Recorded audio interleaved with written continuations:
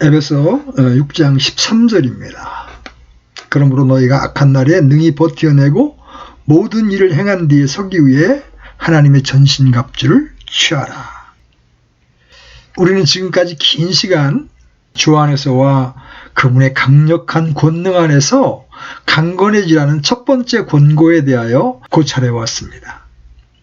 이제부터는 우리가 하나님의 전신갑주를 취하는 것과 입는 일의 중요성을 강조하는 두 번째 권고를 살펴볼 것입니다. 사도는 본문에서 이 권고를 일반적으로 말한 다음에 14절에서부터는 이 전신갑주의 특별한 부분들에 대하여 설명하면서 자세히 다루어 나가고 있습니다. 이것은 바울의 매우 독특한 면이죠. 즉 그는 먼저 전체를 설명하고 나서 각 부분들을 다루고 있습니다. 우리는 본문에서 몇 가지 사실을 추론해 볼 수 있습니다. 첫째로 저는 영적 전쟁을 수행하는 데 있어서 이 갑옷이 필요하다는 것과 우리 자신이 그것을 사용해야 한다는 바로 그 사실이 우리가 첫 번째 권고를 다루면서 고찰했던 모든 것에 대한 아주 뚜렷한 확증이 된다는 것을 말씀드리지 않을 수 없습니다.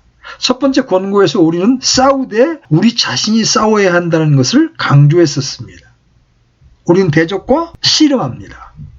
만약에 이것이 우리를 위하여 저절로 되어지는 것이라면 우리는 무장을 할 필요가 없으며 말하자면 가만히 앉아서 승리의 열매와 혜택을 만끽하기만 하면 되는 것입니다. 우리가 갑옷의 각 부분들로 무장해야 하고 다소간 그것들을 사용하는 방법을 알아야 한다는 바로 그 사실은 우리 모두가 이 전쟁에 참여하고 있다는 것을 강조하고 있는 그 가르침을 다시 한번 절실히 느끼게 해줍니다. 그러므로 그리스도인으로서 우리가 배워야 할 첫 번째 일은 믿음의 선한 싸움을 싸우는 방법이라는 것입니다. 우리는 싸움 속에 있으며 결코 그것을 벗어날 수 없습니다. 그러므로 신자로서 우리가 해야 할 일은 전신갑주를 정확히 알고 취하는 것입니다. 둘째로 우리가 살펴볼 것은 왜 사도는 먼저 주 안에서와 그분의 강력한 권능 안에서 강건해지라고 말한 다음에 갑옷에 대하여 말하고 있는가 하는 것입니다. 이것은 매우 흥미있는 문제죠. 그러면서도 절대로 중요한 문제이기도 합니다. 맨 먼저 바울은 우리에게 다음과 같이 말하고 있는 겁니다. 자, 이제 여러분의 원수가 있으니 여러분은 모든 면에서 그와 싸워야 합니다. 그런데 여러분이 싸움을 시작하기 전에 주님으로부터만 오는 힘을 가져야 하고 그 힘의 능력을 소유해야 하는 겁니다. 이것이 일반적인 요구입니다. 그러고 난 후에야 여러분은 각자의 독특한 분야의 싸움에 임할 수가 있는 겁니다. 우리가 군대를 가면 총검술이나 사격 훈련보다 더 많이 받는 것이 정훈교육입니다. 군인의 정신자세에 대해서 배우는 것이죠. 군인의 정신자세가 틀려 있으면 아무리 좋은 무장을 해도 승리할 수 없기 때문입니다. 그래서 병사들은 지겨워할 만큼 정신교육을 많이 받습니다. 군기가 빠진 군인은 전투에 쓸모없기 때문입니다. 그것은 무협소설에 나오는 내공과 초식으로도 설명될 수 있을 것입니다. 아무리 초식이 훌륭해도 내공이 없으면 그 초식을 제대로 사용할 수 없습니다. 그래서 우리가 보아온 바와 같이 사도 바울은 주 안에서와 그분의 강력한 권능 안에서 강건하라는 말씀을 하면서 우리를 서게 하고 우리를 강건하게 하며 능력 있게 하고 이 큰 싸움에서 우리가 해야 할 일을 기꺼이 수행하도록 하는 문제를 먼저 다루고 있는 겁니다. 이것이 보다 본질적인 면이라는 거죠. 이러한 본질적인 준비를 하고 난 후에 싸움을 위한 구체적인 무장이 필요한 것입니다. 그러므로 사도가 이 명령을 하고 있는 것이 조금도 놀라울 것이 없는 겁니다. 각각의 문제에 있어서 항상 적극적인 면이 선행되어야 하는 겁니다. 우리는 여기에서 전쟁으로의 부르심에 대하여 이야기하고 있는데 먼저 본질적인 면, 적극적인 면에서 출발해야 하고 다음에 수반되는 면을 다루어야 한다는 것을 말하고 있는 겁니다. 우리가 들은 첫 번째 권고는 일어서라, 대적하라는 것입니다. 즉 원수가 비록 우는 사자와 같을지라도 두려워하지 말라는 것입니다. 우리는 믿음을 굳게 하여 원수를 대적해야 합니다. 만약에 우리가 부수적인 면을 갖추기 전에 본질적인 이러한 태세를 갖추지 못한다면, 즉 전투에 실제로 나서기 전에 임전무태의 정신을 갖추고 있지 못하면 우리는 패배자가 될 수밖에 없습니다. 그렇게 되면 말할 것도 없이 치명적인 약점을 갖게 되는 거죠. 그러므로 우리는 사도 바울이 여기에서 우리에게 제시하고 있는 전략의 탁월성에 감탄하지 않을 수 없는 겁니다. 첫 번째 권고가 두 번째 권고 앞에 나와야만 하는 아주 필연적인 이유를 이렇게도 설명할 수 있을 것입니다. 그것은 우리가 먼저 힘을 갖지 못하면 이 무장을 사용할 수 있는 사람이 아무도 없다는 겁니다. 여러분의 갑옷을 사용하기 위해서는 힘이 필요합니다. 허약한 상태에서 이런 무장을 한다면 아무런 도움도 되지 못하고 쓸모가 없게 될 것입니다. 갑옷을 입고 그것을 조종하고 움직이는데 많은 힘을 소모시켜야 하기 때문에 적과 싸울 힘이 남지 않게 될 것입니다. 다시 말하면 이 갑옷은 여러분이 그것을 사용할 수 있을 때라야 의미가 있는 겁니다. 축구선수 손흥민이 아무리 기술이 탁월하더라도 싸워 이기겠다는 결기와 체력이 뒷받침되지 않는다면 승리할 수 없을 것입니다. 그러므로 여러분은 주 안에서와 그분의 강력한 권능 안에서 강건해지라는 권고에서부터 시작해야 합니다. 교리를 논하는 데 있어서 매우 유능한 사람들이 많이 있습니다.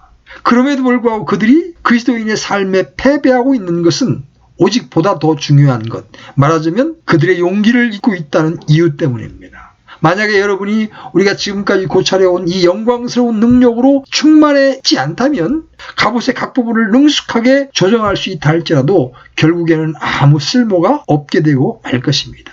그래서 사도가 우리에게 하나님의 전신갑주를 취하라고 명하기 전에 우리가 주 안에서와 그분의 강력한 권능 안에서 강건해지라고 말씀하고 계신 겁니다. 그러면 도대체 이 갑옷은 왜 필요합니까? 우리에게 주 안에서와 그분의 강력한 권능 안에서 강건하라고 말씀하시는 것으로는 왜 충분치가 못한 겁니까? 그것이면 족하다고 가르치는 사람들이 많이 있습니다.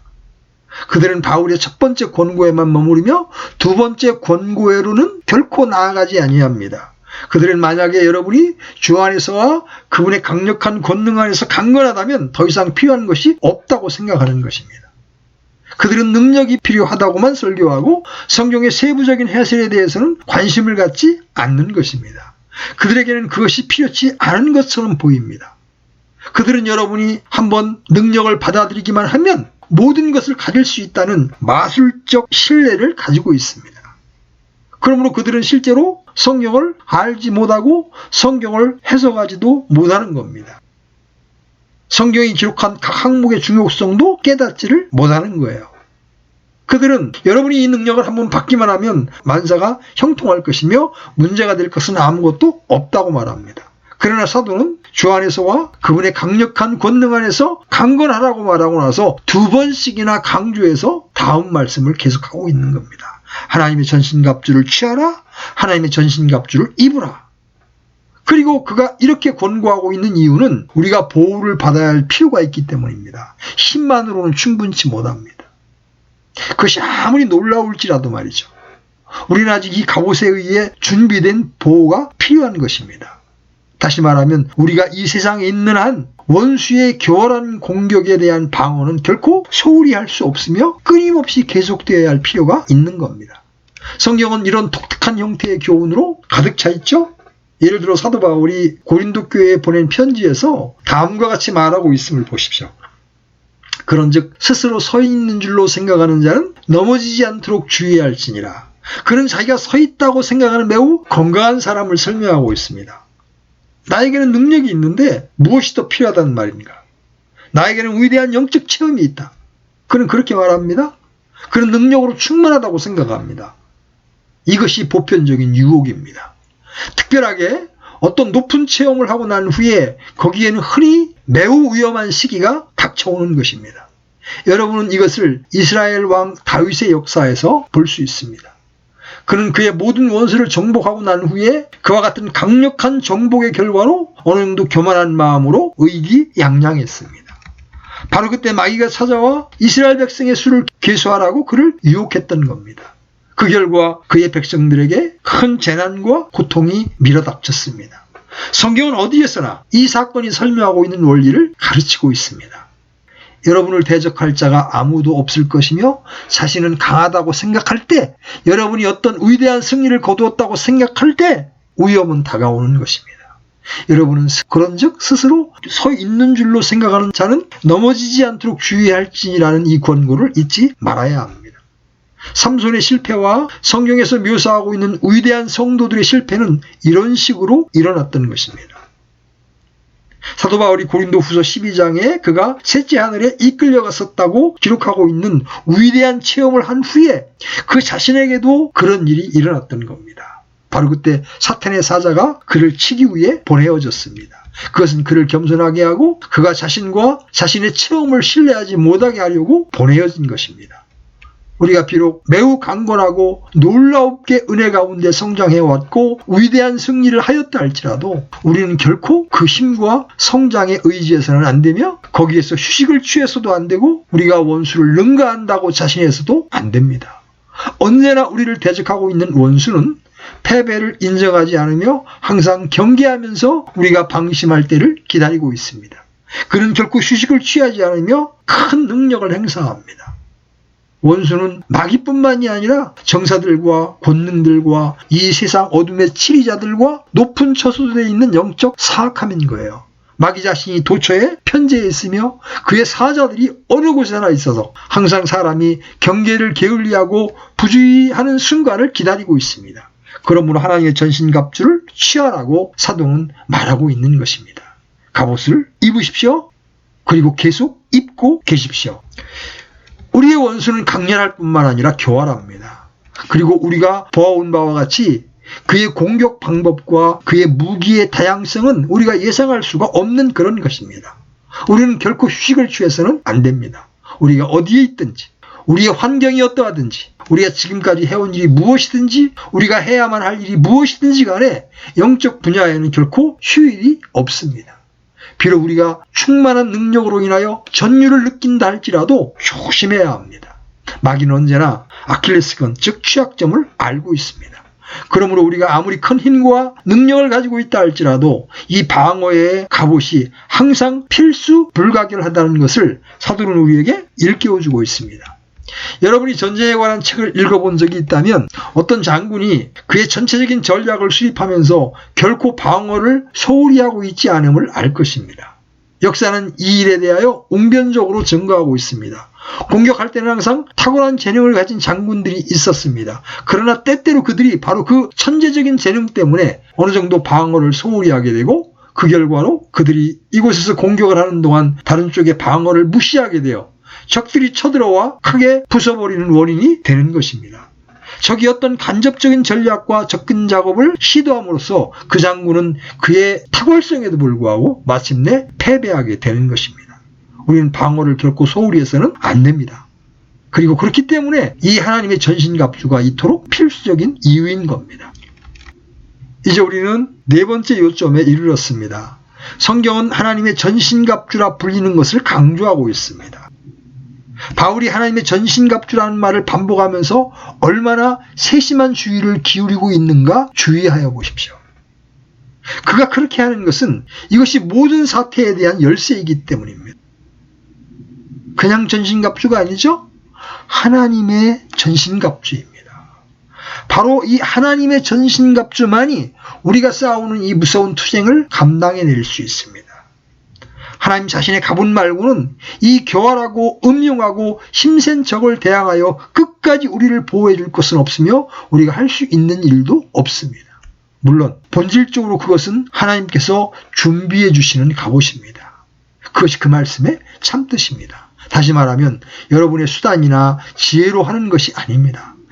여러분은 어떤 새로운 것을 궁리할 필요가 없습니다. 여러분에게 필요한 모든 것은 하나님이 준비해 주십니다. 이것은 매우 위로가 되고 용기를 북돋아주는 사상입니다. 그리스도인의 생활 속에서 우리에게 어떤 일이 닥쳐올지라도 하나님께서 당신의 무한한 지혜와 긍휼로서 이미 그에 대한 대비를 해 주시는 것입니다. 사도 베드로는 베드로후서 1장에서 생명과 경건에 속한 모든 것을 하나님께서 이미 우리를 위하여 준비하셨다고 말하고 있습니다. 그러므로 이제부터는 우리가 실패한다면 우리는 결코 핑계할 수가 없는 겁니다. 그러나 만약에 우리가 우리 자신의 지식과 지혜로서만 마귀와 싸우려고 한다면 우리는 어쩔 수 없이 패하고 말 것입니다. 성경을 읽어왔고 얼마간 그리스도인의 삶을 영위하여 왔으므로 이제 혼자서도 적을 무찌를 수 있다고 생각하고자 하는 유혹을 때때로 받을 것입니다. 우리는 이성과 상식과 심리학이나 의지력으로 그렇게 할 수 있다고 생각합니다. 예를 한번 들어보겠습니다. 걱정하고 근심하며 과거에 무엇을 했으며 미래에 어떤 일이 닥쳐올 것인가에 대한 걱정을 하느라고 시간을 허비하는 성격을 예로 들어봅시다. 원수는 자주 이런 식으로 그리스도인들을 공격합니다. 만약에 마귀가 우리 자신과 자신의 문제, 그것이 전에 발생했던 것이건 앞으로 일어날지 모르는 문제이건 그런 문제에 관심을 집중시키는 데 성공한다면 마귀는 매우 기뻐할 겁니다. 그가 우리의 관심을 우리 자신에게 집중시키도록 하는데 성공하자마자 우리를 패배시키고 그리스도인으로서는 전혀 쓸모없게 해버리는 빙글빙글 도는 소용돌이 속에 쳐 넣어버리는 겁니다. 어떤 사람들은 그런 경험을 하고 있는 사람들을 다음과 같이 다루어야 한다고 가르칩니다. 그런 힘든 경험을 하고 있는 사람에게 왜 당신은 생각을 멈춰버리지 않습니까? 엎질러진 물을 보고 물어봤자 무슨 소용이 있습니까? 일은 저질러졌고 여러분은 그것을 원상대로 회복시킬 수 없습니다. 그러므로 그 일에 대하여 깊이 생각해 볼 필요가 있겠습니까? 이렇게 번면합니다. 그것은 분명히 상식적이고 합리적인 말입니다. 그러나 마귀에게 공격을 당하고 있는 사람이 직면하고 있는 전반적인 어려움은 그가 그렇게 할 수가 없다는 것입니다. 그는 그렇게 하고자 하지만 그렇게 할 수가 없다는 겁니다. 마귀가 그를 내어버려 두려고 하지 않기 때문에 그는 그 생각을 그만둘 수가 없는 겁니다. 그는 너무나 지쳐 더 이상 생각을 할 수 없을 때까지 그 고통을 견디어냅니다. 우리들 중에 누구라도 마귀와 대항하여 논쟁을 할 수 있다고 생각하는 사람은 단지 그가 영적인 세계에서는 그야말로 풋내기에 지나지 않는다는 것을 나타내고 있을 뿐인 것입니다. 여러분이 여러분의 이성과 지식을 가지고 원수와 논쟁을 시작하자마자 여러분은 이미 패배를 당한 겁니다. 마귀는 그때마다 여러분을 이길 것입니다. 여러분에게 하나님의 전신갑주가 필요한 것은 바로 그런 이유 때문입니다. 모든 다른 수단들이 적절하게 동원되지만 여러분이 그것들을 필요할 때에 그것들은 거의 여러분에게 아무런 도움도 주지 못한다는 것이 비극입니다. 여러분이 어리석어 보이는 다른 사람의 일을 처리할 수 있다 할지라도 그 문제거리가 여러분에게 부딪혀오면 여러분은 그 해결책을 알지 못해서 패배하는 겁니다. 하나님의 전신갑주만이 이 전쟁을 수행할 수 있는 유일한 방법입니다. 원수는 여러분의 마음과 이성과 변론과 상식과 여러분의 심리학과 여러분의 의지력과 그 밖의 모든 것을 패배시켜버릴 수 있으며 그는 그렇게 합니다. 진정한 승리를 얻는 유일한 방법은 이 하나님의 전신갑주를 이용하는 것입니다. 그리고 그것은 우리를 보호하기 위하여 특별히 설계된 것입니다. 그것만이 우리를 보호해 주는 것이며 그 밖에는 아무것도 끝까지 우리를 보호해 주는 것은 없습니다. 우리는 이 능력이 거룩하신 삼위일체 하나님 다음 가고 그 재능과 지성이나 능력이 인간을 초월하는 원수와 싸우고 있는 겁니다. 그러므로 우리에게 하나님께서 준비하신 이 보호물만큼 필요한 것이 없습니다. 하나님의 전신갑주라는 이 말이 나타내고 있는 두 번째 사상은 바로 그 말이 지적하고 있는 바와 같이 즉 진리, 의, 믿음, 구원이라는 말에서처럼 이것이 특수한 유형의 갑옷이라는 겁니다. 이 갑옷을 입고 사용할 수 있는 사람은 오직 한 종류의 사람, 그리스도인 뿐이라는 것이 분명합니다. 이것은 그가 주 안에서와 그분의 강력한 권능 안에서 강건한 오직 그런 유형의 인물이기 때문만이 아니라 바로 이 갑옷의 성질상 이 갑옷이 맞는 자는 오직 그런 사람뿐이라고 정해져 있기 때문입니다. 여러분은 그리스도인이 아닌 사람을 그가 친척이거나 친구이거나 알고 있을 것입니다. 여러분은 곧 이 사람이 무엇 때문에 그리고 왜 고민하고 있는가를 정확히 알 수 있어도 그를 도울 수는 없습니다. 그것은 그가 그리스도인이 아니라는 이유 때문입니다. 그런 어려움을 해결하고 성공할 수 있는 유일한 방법은 하나님의 전신갑주를 입는 것입니다. 그러나 그리스도인이 아닌 사람은 그 갑옷을 사용할 수 없습니다. 그리스도인이 아닌 사람에게 여러분이 진리로 허리띠를 띠고 있습니까? 라고 물어보면 무슨 소용이 있겠습니까? 여러분에게 필요한 것은 의의 흉배입니다 라고 말해본들 그게 무슨 소용이 있겠습니까? 그것이 무엇을 의미하는지 알지 못하며 그것을 믿지도 아니합니다. 그래서 그가 이 갑옷을 사용할 수 없는 것은 너무나도 분명합니다. 그것은 하나님의 전신 갑주라고 불려지는데 왜냐하면 그것은 하나님께서 준비하신 갑옷이기 때문입니다. 그리스도인만이 그것을 사용할 수 있습니다. 말하자면 진리를 전수받은 사람, 즉 이제 진리를 믿고 진리를 굳게 잡고 진리로 옷 입고 그리고 하나님께서 준비하신 이 갑옷을 사용할 수 있는 위치에 있는 사람에 의해서만 사용될 수가 있는 겁니다. 다시 말하면 이 갑옷은 복음 진리에 대한 깨달음과 적용으로 구성되어 있다는 것을 우리가 알 수 있습니다. 우리는 갑옷 자체의 물질적인 의미를 생각해서는 안 됩니다. 사도는 그의 요점을 설명하기 위해서 물질적인 영역에서 그 예를 들고 있습니다. 그 표현을 한번 주의해 보십시오. 그리스도인들의 허리는 진리의 띠로 두르고 있으며 그는 의의 흉배를 붙이고 있으며 그의 발은 평안의 복음에 예비한 것으로 신을 신으며 믿음의 방패를 들고 구원의 투구를 쓰고 성령의 검, 곧 하나님의 말씀을 사용하고 있습니다. 이제 이 갑옷의 각 부분이 분명히 영적 성격을 나타내고 있는 것처럼 그것은 영적인 사람만이 사용할 수가 있다는 겁니다. 여기에 다시 실상원에서 끊임없이 입증되고 있는 것이 있습니다. 여러분이 다른 사람에게 말을 할 때나 그를 도우려고 할 때 먼저 해야 할 일은 이 사람을 그리스도인이 되게 해야 한다는 것을 알게 될 겁니다. 다시 말하면 그가 그리스도인이 되기까지는 여러분은 그에게 상식적이고 이성적이고 심리학적인 이야기밖에는 할 수가 없을 겁니다. 그 시점에서 여러분이 그를 위하여 할 수 있는 일은 그것뿐입니다. 그가 그리스도인이 아니라면 여러분은 그에게 영적 도움을 줄 수 없습니다. 그 이유는 그가 이해할 수 있는 기초가 없기 때문이며 그는 갑옷을 입을 수 있는 아무런 준비도 없습니다. 그것이 하나님의 갑옷이기 때문입니다. 이 모든 것을 질문 형식으로 진술해 볼 수 있습니다. 우리가 자신과 자신의 경험을 검토해 볼 때 우리가 실제로 이 전쟁에서 무엇을 사용하고 있다고 봅니까? 우리가 자연인으로서 그들과 싸우고 있습니까? 그렇지 않으면 하나님의 전신갑주를 입은 영적인 사람으로서 그들과 싸우고 있습니까? 세상은 그의 문제를 해결하는 독특한 방법을 가지고 있습니다. 그것이 있기 때문에 세상이 유지될 수 있는 것이며 모든 것이 붕괴하지 않고 남아있는 이유입니다. 그러나 세상이 점점 더 어두워지고 어렵게 됨에 따라서 긴장이 더욱 고조되고 노이로제 환자도 늘어나고 정신과 의사들의 업무가 폭주하게 됩니다. 그것은 세상의 방법으로는 문제 해결에 적합하지 않다는 증거입니다. 세상에는 속담과 잠언과 격언이 있습니다. 예컨대 지나간 일을 한탄한들 소용이 없다. 항상 명랑한 표정을 지녀라. 나는 할 수 있다. 이 말들은 모두가 철저히 옳은 말들입니다. 그러나 문제는 여러분이 어떻게 싸우느냐입니다. 그리스도인으로서 여러분은 항상 하나님의 전신갑주를 입고 있어야 한다는 거죠. 우리는 세상적인 방법으로나 단지 합리적인 방법으로 이 전쟁을 수행해서는 안 됩니다. 우리의 싸움은 항상 영적인 방법으로 행해져야 하기 때문입니다. 하나님의 전신갑주는 우리를 위하여 준비된 것입니다.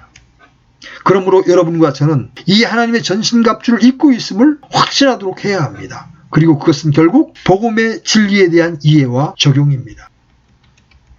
한 걸음 더 나아가서 전신갑주에 대한 이중 강조를 주의해 보십시오. 11절에서 하나님의 전신갑주를 입으라고 이렇게 말했죠. 13절에서 다시 그러므로 하나님의 전신갑주를 취하라.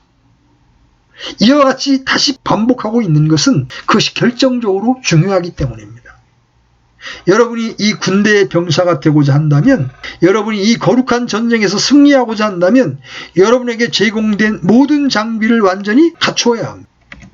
그것은 어떤 군대에서도 동일한 규칙입니다. 여러분이 입게 될 제복의 어느 부품들만을 선택할 수는 없습니다. 만약에 여러분이 이것이 나에게는 잘 맞을 것이라고 생각하지 않는다고 말한다면 여러분에게 앞으로 일어날 일을 정확히 알고 있다는 것이 됩니다. 그런데 그것은 우리와 관계되어 있는 이 영계와 영적 전쟁에서 도저히 있을 수가 없는 일입니다. 여러분이 나는 이 투구는 필요하지만 흉배는 필요치 않다고 말하기 시작하자마자 여러분은 이미 패배한 것입니다. 여러분에게는 그것들 모두가 필요합니다. 왜냐하면 여러분의 지혜가 불충분하기 때문입니다. 하나님만이 여러분의 적을 알고 계시며 여러분이 계속해서 서 있기 위한 준비물을 정확히 아십니다. 이 갑옷의 각 부분들은 필수 불가결한 것입니다. 그래서 여러분이 먼저 배워야 할 일은 여러분이 골라잡을 위치에 있지 않다는 거예요. 이것은 우리가 기독교 교리의 전체를 취해야 한다는 의미입니다. 즉 우리가 교리의 어느 특별한 부분에만 몰두해서는 안 됩니다. 하나의 교리만을 강조하기 위한 운동을 조직함으로써 그리스도의 교회가 오늘날의 모습이 되어버렸다는 것은 조금도 놀라운 일이 아닙니다. 그것은 오늘날 우리의 모든 고민 가운데에서 가장 어려운 부분입니다. 우리는 완전한 교리를 취해야 합니다. 사도 바울은 사도행전 20장에 기록된 대로 에베소 교회 장로들에게 말씀하는 가운데 이것을 언급하고 있습니다. 그는 예루살렘으로 여행하는 도중이었고 에베소 교회 장로들이 그를 만나기 위하여 밀레도에 왔습니다. 사도 바울은 그가 그들에게 선언하였던 하나님의 모든 계획을 말할 수 있는 사실을 기쁘게 여기고 자랑으로 생각하고 있습니다. 그가 말하지 않은 것은 아무것도 없었습니다. 이와 마찬가지로 여러분과 제가 무시해도 좋은 기독교의 교리는 하나도 없습니다. 우리는 성경의 모든 부분을 공부해야 합니다. 그리고 매년 전 성경을 읽는 것이 좋습니다. 하나도 빼놓지 마십시오. 역사를 읽고 모든 것을 읽으십시오. 교리의 모든 항목과 부분을 취해야 합니다. 복음 전도나 칭의나 성화에만 머물러서는 안 됩니다. 시편을 깨닫고 예언서를 연구하고 모든 교리를 취하십시오. 하나님의 전신갑주를 우리 몸에 입는 것을 실패하는 것만큼 그리스도의 교회 안에 나약함과 실패의 원인이 되는 것은 아무것도 없습니다. 그리스도의 삶 속에서 갑옷의 모든 부분들을 여러분의 몸의 각 부분에 취해야 한다고 강조하는 것이 매우 필요합니다. 예를 들면 여러분의 지성은 구원의 투구의 보호가 필요합니다. 이 일을 결코 소홀히 해서는 안 됩니다. 기독교가 단지 감정주의 한 형태이거나 질질 짜기만 하는 하잘것없는 것이라는 관념은 모두 잘못된 것입니다.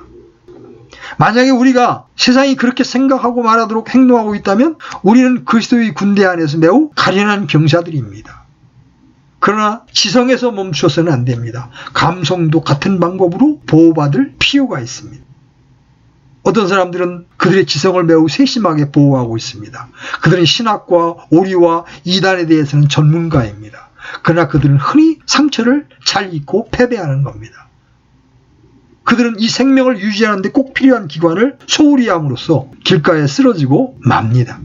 의지에 있어서도 마찬가지죠. 사도 바울은 디모데에게 편지를 쓰면서 믿음과 선한 양심을 붙들라. 어떤 자들이 그것을 버리고 믿음에 관하여는 파선하였느니라고 말하고 있습니다. 그들은 믿음의 지적인 면에 주의를 기울였으나 선한 양심을 유지하는 것에는 관심이 없었습니다. 즉 그들은 의지와 실제적인 면을 소홀히 하고 있었습니다.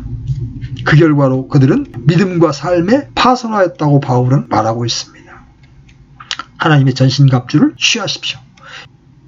여러분의 인격의 모든 부분이 감싸여지고 보호되려면 갑옷의 모든 부분을 다 취해야 합니다.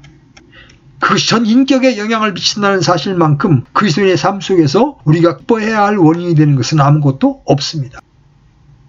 그 어떤 것도 그렇게 할 수 없습니다. 여러분은 세상에도 지적인 단체를 볼 수가 있습니다. 그러나 그들은 차갑고 열정이 없습니다. 세상에는 감정적이고 감상적인 부류들이 있습니다. 그러나 그들은 지성에는 전혀 관심이 없습니다. 또 다른 사람들은 윤리 문제에 골똘하고 있습니다. 그러나 그들은 영적인 이해가 없으며 우리에게 아무런 위로나 위안을 주지 못합니다. 그러나 성경의 가르침은 전인을 취하여 전인격을 지배합니다. 곧 하나님의 전신 갑주입니다. 이제 이런 점을 강조하면서 사도 바울이 각 부분을 자세히 설명하기 시작하면서 그와 동시에 얼마나 세심한 주의를 기울이고 있는가를 고찰해 볼 것입니다. 그 세목들을 소홀히 하지 마십시오. 영혼 속에 방심한 곳이 없도록 하십시오. 각 부분을 기도로 무장하셔야 합니다. 기도로 각 부분을 무장하고서 복음의 갑주를 입고 싸워야 합니다. 성경 속에 곧 하나님의 말씀의 가르침 속에 항상 완전한 조화가 있는 것처럼 여기에도 완전한 균형이 있는 겁니다. 그것은 우리가 이 영적 싸움과 그리스도인의 투쟁을 계속하면서 나타내야 하는 균형입니다. 원수는 지금도 그의 모든 교활함과 재능과 힘으로 공격할 기회를 엿보고 있기 때문에 일어서기 위해서는 오직 한 길이 있을 뿐입니다. 주 안에서와 그분의 강력한 권능 안에서 강건하십시오. 하나님께서 여러분을 위하여 준비하신 전신갑주를 취하십시오. 그것을 하나하나 입으십시오. 여러분의 영혼이 조금도 방심하지 않도록 하십시오. 그러면서 하나님이 무한한 은혜 가운데 주 예수 그리스도 안에서와 그분의 크고 영광스러운 구원으로 여러분을 위하여 준비하신 장비를 완전히 이용하도록 하십시오. 이것은 그리스도인의 삶과 생활에 있어서 매우 중요한 원리입니다. 만약에 우리가 개인적으로 힘을 길러야 한다는 이 문제와 무장에 대한 이 여러 가지 권고를 즉각적으로 행동으로 옮기는 일을 소홀히 한다면 우리가 완전히 패배한다는 것을 알게 될 것입니다. 우리는 다음 주부터 이 전신갑주의 각 부분의 의미와 그것을 올바르게 적용하는 내용을 살펴보게 될